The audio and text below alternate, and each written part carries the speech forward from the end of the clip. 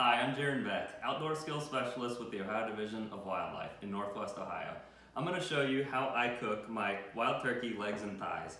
First off, I got them trimmed well, all the fat's removed. I'm going to put them in my crock pot for about 6 hours on high. I'm going to add a 10.5 ounce can of cream of chicken soup to that and add 2 additional cans of water to that so the meat is almost entirely submerged.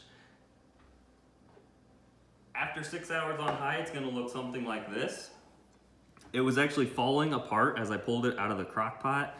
You can see all the tendons and ligaments just pull right out of the drumstick portion.